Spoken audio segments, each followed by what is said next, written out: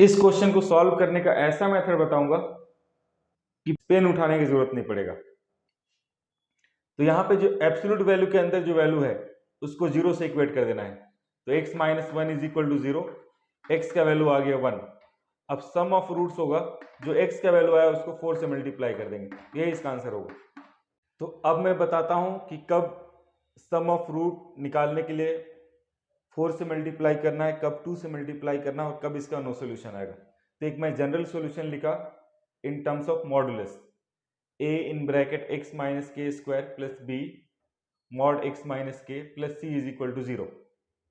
मैं अज्यूम कर लिया कि अल्फा और बीटा x माइनस के का वैल्यू है, x का वैल्यू नहीं है, x माइनस के का वैल्यू है। It is a quadratic equation in x minus के।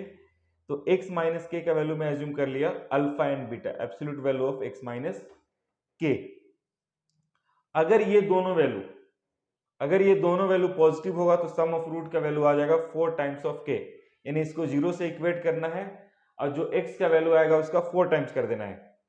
उसके बाद अगर alpha into beta less than 0 आएगा, alpha into beta less than 0 का मतलब अगर कोई एक रूट नेगेटिव और एक रूट पॉजिटिव आया तो उस केस में सम ऑफ रूट का फॉर्मूला हो जाएगा 2k।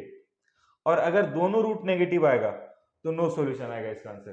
एग्जाम्पल के लिए देखते हैं, यहाँ पे मैं फर्स्ट क्वेश्चन लिया mod x minus five square minus 8 mod x minus five plus 12 is equal to 0। एक आ जाएगा -6 और एक आ जाएगा 2। अगर मैं सम ऑफ रूट्स का वैल्यू निकालूं तो इसमें सम ऑफ रूट्स का वैल्यू आ जाएगा 4 टाइम्स ऑफ k का वैल्यू यहाँ पे 5 है, इसका मतलब इसका सम आ जाएगा 20।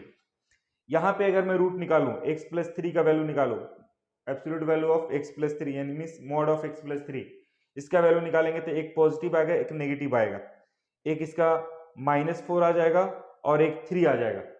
तो इस केस में एक पॉजिटिव और एक नेगेटिव आ रहा है तो आंसर क्या आएगा 2k आएगा। यहाँ पे k का वैल्यू -3 है तो इसका आंसर आ जाएगा सम -6।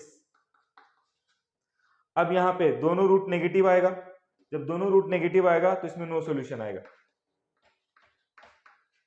अब आप लोग मुझे कमेंट में इसका आंसर बताएं कि इसका सम ऑफ रूट्स क्या आएगा।